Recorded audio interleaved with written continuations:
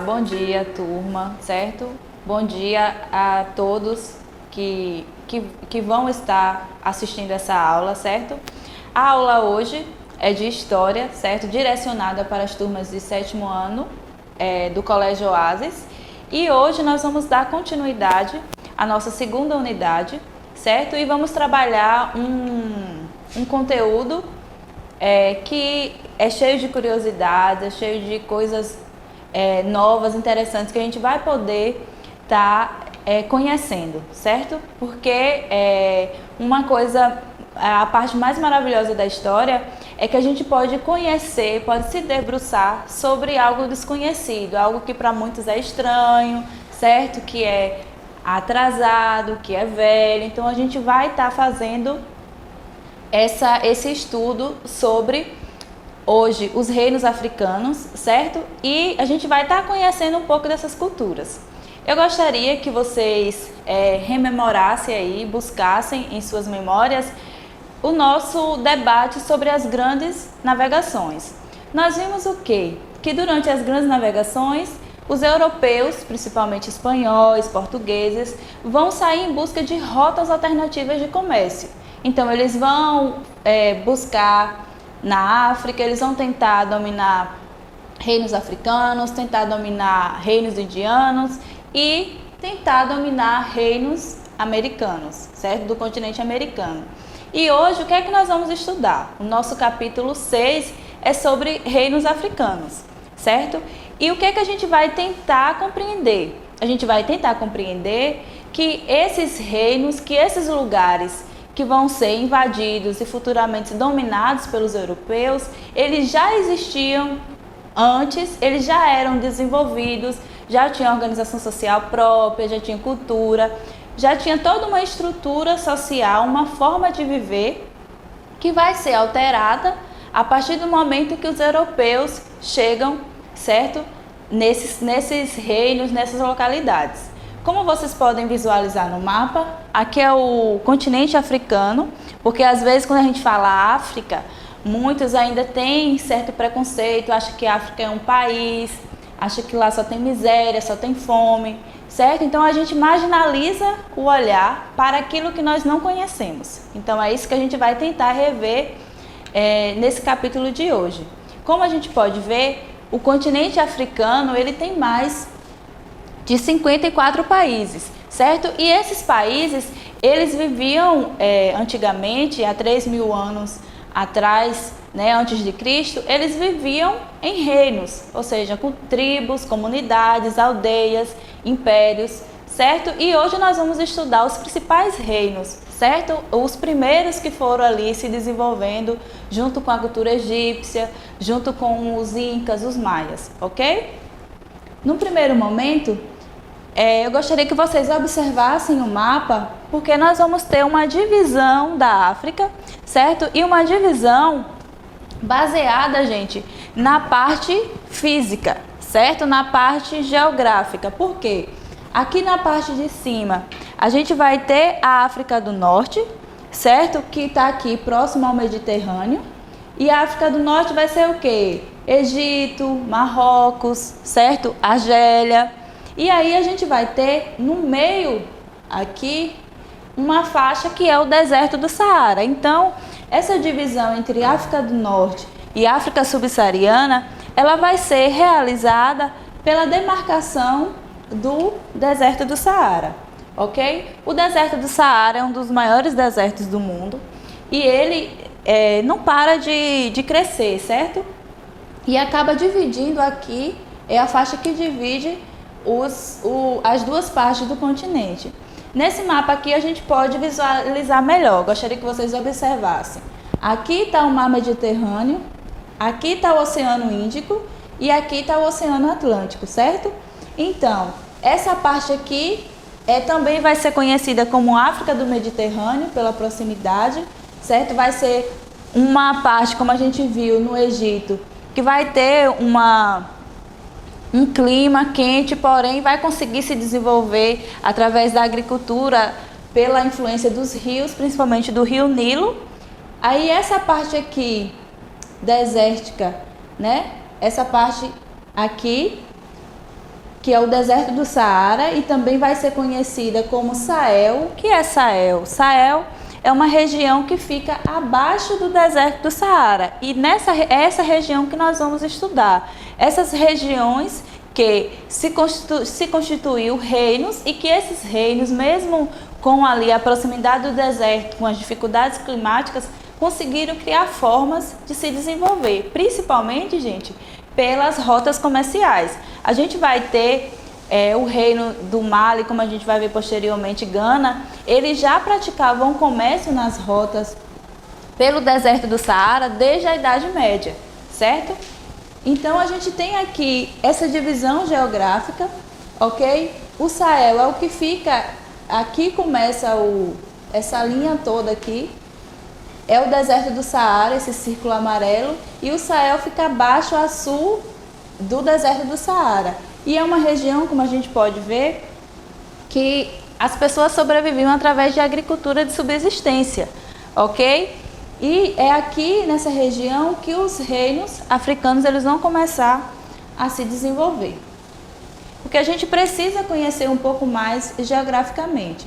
E aqui eu gostaria que vocês observassem nas cores, certo? Nós vamos ter, como a gente viu, essa divisão, né, da África do Norte e a África subsaariana. E os nossos reinos, os reinos que nós vamos estudar, os reinos africanos, eles ficam na África subsaariana, que era conhecida, gente, também anteriormente como África Negra, certo? Só que esse nome negra, essa palavra negra, ela era utilizada de uma maneira preconceituosa. Por quê? A África do Sul, que fica abaixo, por exemplo, é um dos países que a gente pode encontrar um número maior de pessoas brancas, de pessoas de várias outras descendências, outras etnias. Então a gente mudou, os historiadores procuraram revisionar e chama de subsaariana, ou seja, a parte que fica a sul do deserto do Saara, ok? Aí aqui eu gostaria que vocês observassem esses pontos aqui. Como a gente pode ver, quais os reinos que nós vamos estudar? Nós vamos estudar nessa parte verde aqui, que se formou o reino de Gana, certo? A parte lilás onde a gente vai estudar, onde se constituiu o reino do Mali, porque os malês, eles vão futuramente dominar aqui Gana, certo? Gana vai fazer parte do reino do Mali, ok? Então aqui a gente tem o reino de Gana, aqui a gente tem o reino de Mali, certo? Nesses pontos aqui, que é tipo meio verde, meio amarelado, nós vamos ter os povos iorubás, onde a gente vai encontrar outra diversidade de povos, de reinos. E nessa parte laranja aqui, essa parte maior, ok? É onde a gente vai encontrar os povos bandos, que os bandos, eles vão estabelecer as formas mais organizadas de estrutura política, de estrutura social, ok? Então esses são os 4 reinos principais, certo? Gana, Mali, aí os povos iorubás e os bandos que nós vamos estudar, certo? E todos esses povos, como a gente pode perceber, está na África subsaariana, ao sul do deserto do Saara. O reino de Gana é um dos primeiros reinos que vai se formar, certo, no continente africano. Ele vai ficar especificamente na África Ocidental, porque durante o período de colonização, a África ela vai ser, como a gente chama, retalhada, certo? Cada país, cada reino naquele período vai ser colônia de um país europeu. Então, essa parte aqui fica conhecida também como África Ocidental. Essa parte de verde vai ser onde se constituiu o Império de Gana e onde hoje, gente, fica os territórios de Mauritânia e Mali. Qual é a importância de Gana? Gana vai ser um dos primeiros reinos a estabelecer rotas comerciais, certo? Como a gente pode ver aqui, ele vai surgir a partir do século IV, porque as tribos, a gente vai ter ali várias tribos, várias comunidades, aldeias que vai se constituir um reino, certo? E esse reino ele era diferenciado, porque a gente viu até agora que algumas sociedades elas eram muito estratificadas, né, divididas, possuíam, na verdade, uma formação social mais hierarquizada. Em Gana não, em Gana nós vamos ter o rei, certo? Que vai liderar o reino, e a gente vai ter essas pessoas, essas comunidades, várias comunidades no mesmo reino. E aí a gente pode perceber que a forma que eles encontraram, por exemplo, de unificar, de estabelecer alianças entre essas comunidades, essas aldeias, primeiro era o casamento, certo? Um rei, ele poderia casar com várias mulheres, uma de cada aldeia ali, pertencente ao seu reino, certo? Eles utilizavam também a invasão de território e a dominação dos povos, né, do território invadido. E eles tinham, gente, um conhecimento de metalúrgica muito grande. Gana, nesse período, como a gente vai ver, ela é conhecida como Terra do Ouro. Porque no período, Gana ela tinha no seu território uma grande produção de ouro, que nesse período, por que o ouro era importante? Retomando lá o que a gente viu nas grandes navegações, uma primeira coisa, uma primeira característica que fez os europeus saírem em busca de novas rotas comerciais foi o metalismo, que era essa busca por metal, por ouro, por prata, que a Europa não tinha, e ela saiu em busca disso em outros lugares. Então, Gana, nesse período, ela vai ter uma produção forte de ouro, e ela utilizava o ouro em trocas comerciais, cunhando moedas para o comércio, e também utilizando esse metal em armas, né? Gana vai ser caracterizada por uma força militar, uma força expansionista. E outra importância que a gente pode observar é o sal. Só para lembrar como que a gente faz essa viagem assim entre conceitos antigos e atuais, o sal nesse período era muito importante porque era através dele, da utilização dele, que nós fazíamos a conservação dos alimentos. Então isso possibilitou o sal uma importância muito grande nesses reinos africanos. Principalmente, gente, que alguns pagamentos eram feitos através de quantidades de sal. Um saco de sal, 1 quilo de sal, a medida que eles utilizavam no período. E é através disso que hoje, quando a gente trabalha e o dinheiro que a gente recebe mensalmente ou semanalmente é chamado de salário. Então, esse nome salário, ele vem de uma prática realizada nesse período que era o pagamento através do sal, da utilização do sal, ok? Então, eles infelizmente, a gente está descobrindo agora muitas coisas sobre esses reinos. Por quê? Porque a cultura deles era transmitida através da oralidade. Então, os primeiros registros que a gente vai ter sobre os povos de Gana e dos outros reinos africanos são relatos de viajantes asiáticos, viajantes europeus. Então, a gente vai ter, né, a visão do outro, né, a visão do estrangeiro sobre esses povos. O outro reino, o segundo reino, que vai receber destaque é o reino do Mali. Vocês podem observar que ele conseguiu uma extensão bem maior, certo? E hoje, gente, corresponde ao território de um país africano chamado Mali, ok? E essa formação, ela começou a acontecer no século XII. Eu gostaria que vocês observassem aqui que o povo que habitava o reino do Mali, ele vai ser chamado de Mandinga, certo? E a gente percebe que todas essas pessoas que habitavam nesse momento aqui em Gana, eles eram chamados de Mandinga, devido à diversidade de povos, ok? E uma coisa que a gente pode perceber é que Gana, ela tinha vários clãs unificados na figura do rei também, mas ainda tinha essa abertura às aldeias, de certa forma, uma abertura maior do que em outras sociedades, ok? E a gente pode observar que a importância do Mali é que o rei, por exemplo, era chamado de Mansa. E eles criaram formas de se organizar, formas de se relacionar, ok? Que fizeram toda a diferença. Por exemplo, o Mansa, a gente pode ver que era um nome dado ao rei, certo?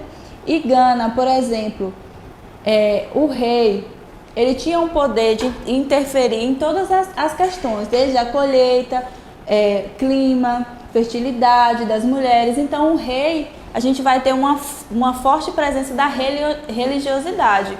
O rei, ele não só era responsável pela administração social e política, ele era responsável por todo o funcionamento, né, do seu reino. E uma coisa que eu gostaria que vocês retomassem é que a diferença de Gana é que, a gente lembrando lá dos primeiros capítulos, nós estudamos sobre a expansão do islamismo. E o islamismo, ele vai ter um papel muito importante porque alguns reis de Gana, eles vão se converter ao islamismo. E isso vai provocar, de certa forma, conflitos. Porque nesse momento a gente vai ter aí, de certa forma, um conflito religioso em que essas regiões que sofriam de influência do islamismo, elas passam agora a receber missões, receber influência do cristianismo, ok? Então, a gente vê como Gana, ao mesmo tempo, ela sofreu essa expansão, o Reino do Mali sofreu essa expansão, conseguiu formar ali reinos, formar uma sociedade também baseada no comércio, baseada na agricultura, e vai acabar sofrendo com os conflitos religiosos que vão acontecer entre os defensores do cristianismo e os reis que tinham se convertido ao Islã. Nesse terceiro momento, a gente vai ver uma civilização, a gente vai ver aqui agora dois povos, né, os Iorubás e os Bantus, e é muito importante a gente estudar sobre esses dois povos, porque esses dois povos vão ter uma influência muito forte no nosso país, no Brasil. Os Iorubás eram grupos que foram definidos dessa forma porque eles possuíam uma mesma língua e uma mesma estrutura cultural. Então a gente vai ter vários povos, certo? Várias regiões que falam o Iorubá. Inclusive, é comprovado hoje através de historiadores que a maioria dos escravizados que vieram para o Brasil vinham dessa região. Eram os povos Iorubás e os povos Bantus, que a gente vai conhecer um pouco mais, certo? Então, a civilização Iorubá, como a gente viu, foi formada inicialmente por aldeias e cidades independentes entre si, certo? Os reinos tinham costumes e tradições próprias, certo? Um governo autônomo, que era chamado de Obá, né? o governador, o governante. Eles controlavam rotas de comércio importantes que ligava o litoral, que a gente vai voltar aqui a imagem, os Iorubás, só para retomar rapidinho. Aqui está os Iorubás, certo? E aqui está o povo Bando. Então, eles estão na região do litoral, certo? E relembrando que essa região vai ser a primeira região em que os portugueses vão chegar. A gente lembra que uma das primeiras navegações foi quando Bartolomeu Dias e Vasco da Gama, ele vai sair daqui do continente europeu e vai fazer incursões por diversas partes do litoral africano até chegar aqui no Cabo da Boa Esperança. Então, esses povos que ficavam no litoral, eles vão ter esse contato bem maior com os navegadores, com os europeus, certo? Então, como a gente viu, a diferença deles, da civilização Iorubá, é que eles eram reinos autônomos. Eles tinham a figura do administrador, o Obá, certo? E nesse período, gente, eles já controlavam grandes rotas comerciais.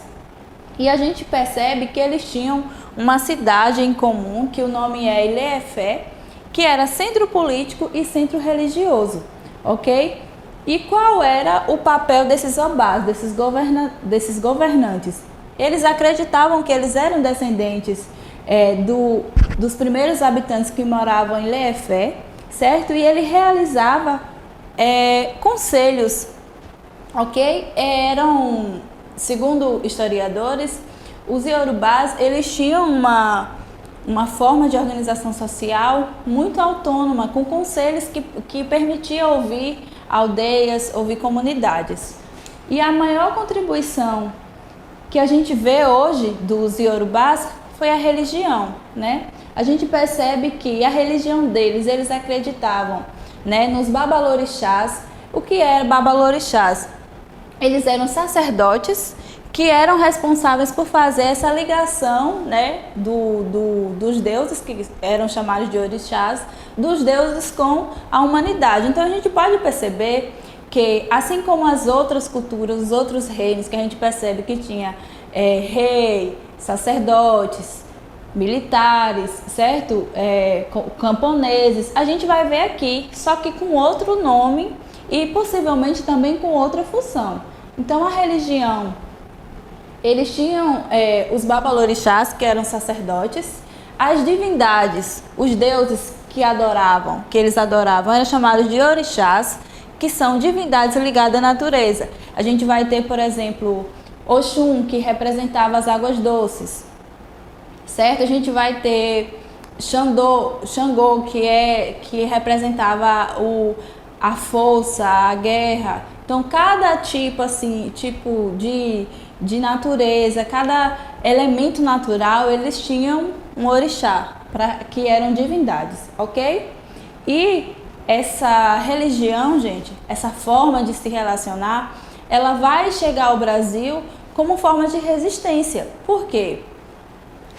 Quando os iorubás foram escravizados, né, e chegaram ao Brasil, eles vão utilizar as suas formas culturais e as suas religiões, sua religiosidade, como forma de resistência, que a gente vai perceber que a forma como eles conviviam lá vai gerar para a gente, por exemplo, duas religiões conhecidas hoje como o Candomblé e a Umbanda, que de certa forma está relacionada com essa religião praticada pelos antigos iorubás.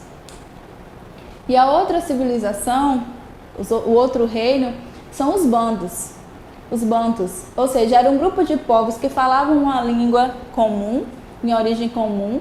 Hoje, eles se localizam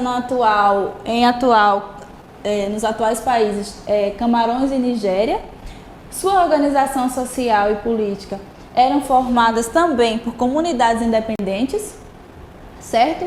E o seu grande representante, governante, era chamado de Zimbábue, certo? Que vai ser também uma cidade. Zimbábue e Manicongo vai ser uma das maiores cidades que posteriormente vão se desenvolver grandes impérios nessa região.